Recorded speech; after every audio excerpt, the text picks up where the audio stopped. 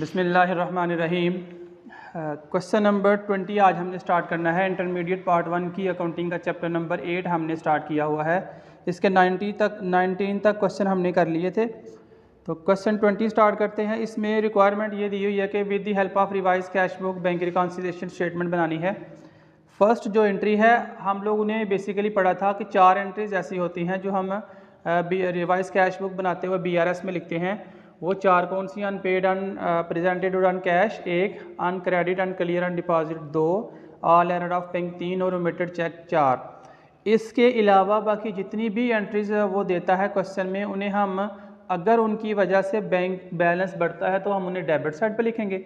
अगर bank balance में कमी होती है तो हम सेम उसको क्रेडिट साइड पे लिख देंगे।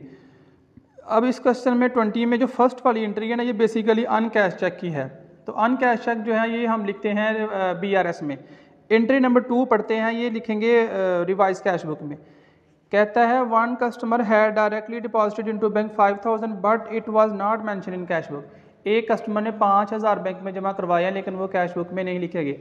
अब इसकी वजह से बैंक बैलेंस इंक्रीज हो रहा है तो हम इस 5000 को लिख देंगे डेबिट साइड पे। डायरेक्ट इसकी एंट्री लिखेंगे टू डेट है इसकी, डायरेक्टली डिपॉजिटेड।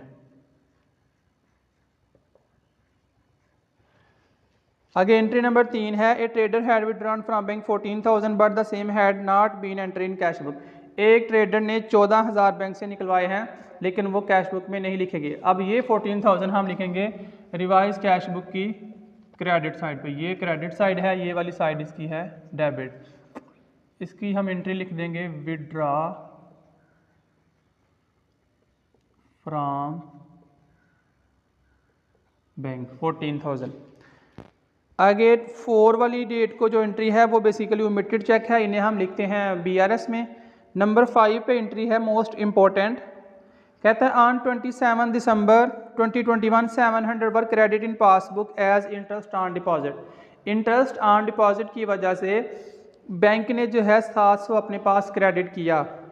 आगे है but the same had been record in cash book. लेकिन सेम इसी तरह बैंक कैश बुक में भी लिख लिया गया है।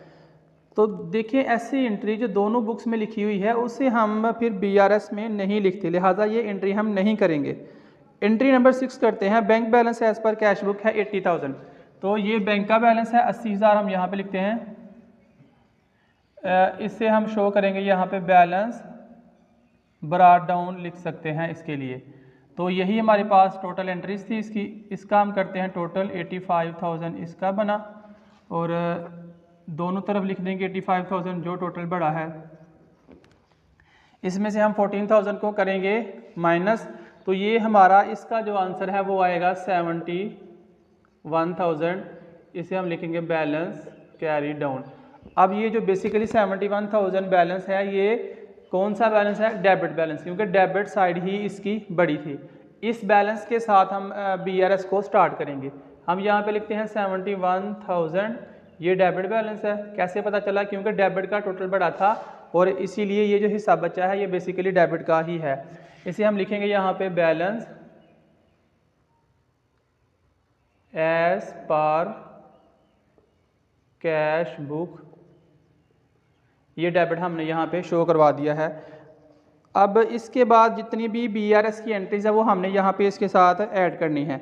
अब फर्स्ट वाली जो एंट्री है वो पढ़ते हैं। कहता है on 26 December cheque were issue in favour of creditors 38,000 but out of them 2 cheque 28,000 were encash. Encash का मतलब है कैश होना, यानी कि 28,000 के जो चेक हैं वो 3 जनवरी को कैश हुए हैं। हमने काम करना है 31 दिसंबर 2021 तक का, ये जो डेट इसने दी हुई है। अब ये जो चेक हैं ये 3 जनवरी को कैश हुए हैं, इसका मतलब है ये दिसंबर में कैश नहीं हुए। तो हम लोग इसे क्या करेंगे, जो 28,000 हैं ये बेसिकली अनकैश चेक हैं या अनपेड कह सकते हैं इन्हें। ये भी डेबिट होते हैं, हम इन्हें करेंगे डेबिट 28,000। इसकी हम यहाँ पे एंट्री लिखेंगे अनपेड चेक या इसे हम लिख सकते हैं अनकैश चेक। ऊपर डेबिट है नीचे भी डेबिट है, यहाँ पे हम शो करवाएंगे ऐड एंट्री नंबर है इसकी हमारे पास 1। एंट्री नंबर 1, या बाहर एंट्री नंबर शो करवा लें 1, अंदर लिख देंगे ऐड अनकैश चेक्स। इन दोनों का फिर हम करेंगे टोटल, तो ये हमारा बन जाएगा 99,000। साइन इसके साथ हम कैरी करेंगे डेबिट का, क्योंकि ज़ाहिर बात है जब दो सेम साइन हो तो उन्हें हम करते हैं प्लस, अगर दो डिफरेंट साइन आ जाए तो उन्हें हम करते हैं माइनस। अगली एंट्री जो हमने लिखनी है BRS में, वो फर्स्ट वाली हमने कर ली है, सेकंड और थर्ड जो है वो हमने की रिवाइज कैश बुक में। एंट्री नंबर 4 देखते हैं, कहता है on 29 December cheque for ₹12,000 was receive and enter in cash book but had been omitted to be sent into bank. यानी कि ये जो 12,000 के चेक हैं ये बेसिकली ओमिटेड चेक हैं, यानी कि इसने बैंक में सेंड करना ही इनको भूल गया है। तो ओमिटेड चेक हमने रूल में पढ़ा था, हम इन्हें करते हैं क्रेडिट। अमाउंट है इसकी 12,000, तो यहाँ पे हम इसकी एंट्री डेबिट और क्रेडिट लेस होते हैं। एंट्री नंबर है हमारे पास 4 और इन दोनों को हम करेंगे लेस। यहाँ पे इसकी एंट्री लिख देते हैं omitted checks, omitted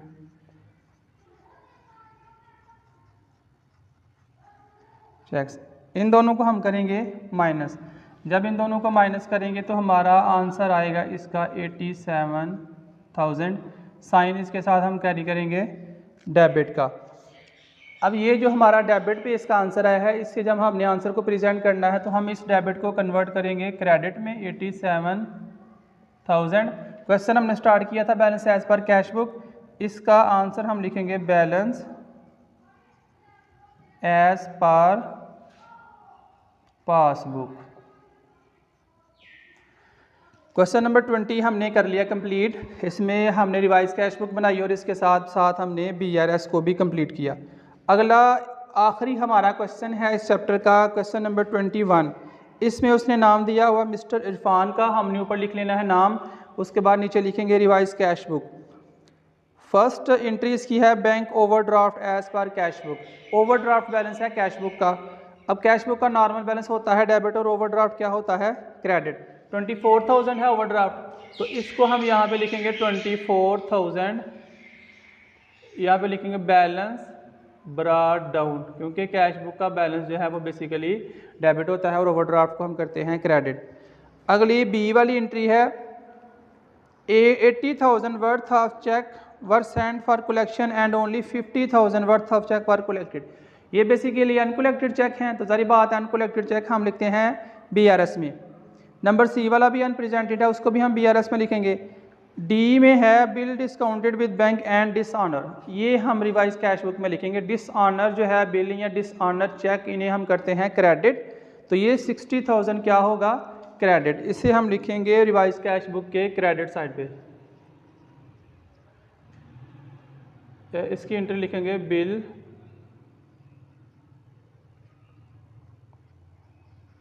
bill dishonour. Number ई पे जो एंट्री है वो cheque for 10,000 enter in cash book debit side were not send to bank for collection. ये बेसिकली ये भी अनकलेक्टेड चेक हैं, तो अनकलेक्टेड जो है इन्हें हम लिखते हैं BRS में। एफ वाली एंट्री है discount receive 500 was enter in bank column erroneously, यानी कि बेसिकली हमने डिस्काउंट रिसीव किया हुआ था, इसे हमने कैश बुक के डिस्काउंट वाले कॉलम में लिखना था, लेकिन इसने लिख कहाँ दिया है बैंक वाले कॉलम में। डिस्काउंट रिसीव होता है क्रेडिट साइड पे लिखना था, क्योंकि कैश बुक के बेसिकली होते हैं 3 कॉलम। जो थर्ड वाला कॉलम है डिस्काउंट का, इसको वहाँ पे लिखना था, क्योंकि ये हमने डिस्काउंट ही रिसीव किया है, लेकिन इसने लिख दिया बैंक में। अब बैंक के क्रेडिट के ऊपर 500 गलती से लिखा गया है, अब ये 500 हम डेबिट पे लिख देंगे तो इसकी गलती रेक्टिफाई हो जाएगी, तो इससे हम लिखते हैं 500। ये हमारे पास रिवाइज कैश बुक का बैंक कॉलम है, तो इसीलिए हम इसके 500 यहाँ पे डेबिट पे लिखेंगे ताकि इसकी मिस्टेक जो है वो करेक्ट हो जाए। इससे हम लिखेंगे रॉन्गली रिकॉर्डेड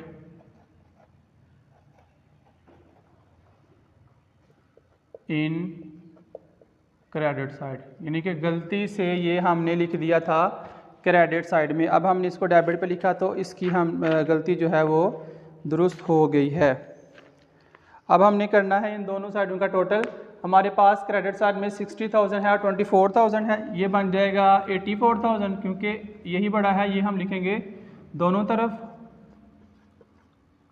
तो 84,000 से हम माइनस करेंगे ये 500, तो ये हमारे पास इसका आंसर आएगा 83,500। हम यहाँ पे इसको लिखेंगे balance carry down.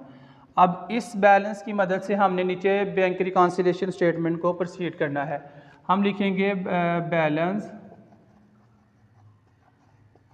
As per cash book. अब ये बैलेंस जो कैश बुक का है, ये कौन सा बैलेंस है? ये क्रेडिट बैलेंस है। कैसे हमें पता चला? क्योंकि हमारा क्रेडिट साइड का टोटल बड़ा था, उसमें से हमने डेबिट को माइनस किया, जो बच गया वो क्रेडिट का ही हिस्सा है।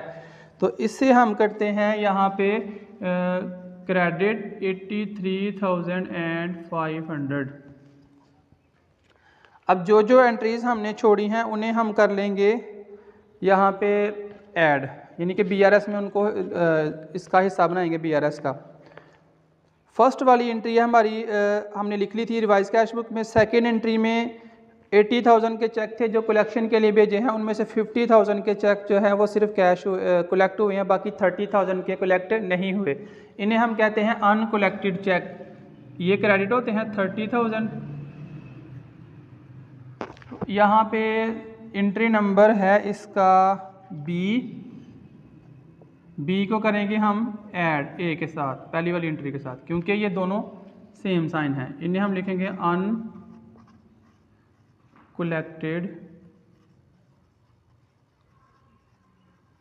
चेक्स। ये बन जाएगा 1,13,500। साइन इसके साथ हम लगाएंगे क्रेडिट का, क्योंकि ऊपर भी दोनों साइन क्रेडिट के ही हैं। बी वाली एंट्री हमने कर ली। सी वाली एंट्री है, कहता out of cheque 60,000 issue in March. 60,000 के चेक मार्च में इशू किए थे, जिसमें से 36,000 वर प्रेजेंटेड फॉर पेमेंट। सिर्फ जो है वो 36,000 के चेक पेमेंट के लिए प्रेजेंट हुए हैं। इसका मतलब है 24,000 के चेक पेमेंट के लिए प्रेजेंट नहीं हुए। वो जो पेमेंट के लिए नहीं प्रेजेंट हुए उन्हें हम कहते हैं अनप्रेजेंटेड चेक्स। तो बेसिकली ये अनप्रेजेंटेड चेक जो हैं वो होते हैं डेबिट। हम यहाँ पे लिख देंगे 24,000। अब जारी बात है डेबिट और क्रेडिट दोनों डिफरेंट साइन है, इन्हें हम करेंगे माइनस। तो इस एंट्री का नंबर है हमारे पास एंट्री नंबर सी। तो सी हो जाएगी माइनस, यहाँ पे हम लिखेंगे बाहर लेस अनप्रेजेंटेड चेक्स।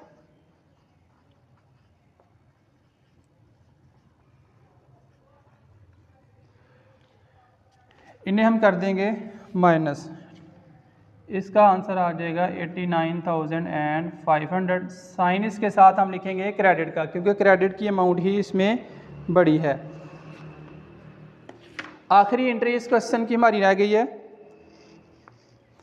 ई वाली एंट्री है, cheque for ₹10,000 enter in cash book debit side was not send to bank for collection. ये अनकलेक्टेड चेक हैं। कहता है कि 10,000 के चेक हमने कैश बुक में लिख लिए थे, लेकिन ये बैंक को कलेक्शन के लिए सेंड नहीं किए। अनकलेक्टेड होते हैं हमारे डेबिट, ये 10,000 हमने यहाँ पे लिखा, सॉरी अनकलेक्टेड क्रेडिट होते हैं। दोनों सेम साइन है, इन्हें हम कर देंगे ऐड।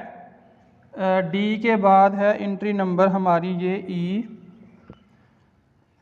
एंट्री इसकी लिखेंगे अनकलेक्टेड चेक्स। तो इन ये दोनों सेम साइन है, इन्हें हम कर देंगे फिर प्लस 99,500 इसका आ जाएगा आंसर। क्रेडिट इसको साइन इसका प्रोसीड करेंगे, जब आंसर लिखेंगे तो 99,500। क्रेडिट को हमने डेबिट में कन्वर्ट करना है। तो balance as per cash book से स्टार्ट किया था, यहाँ पे हम लिखेंगे फिर बैलेंस एज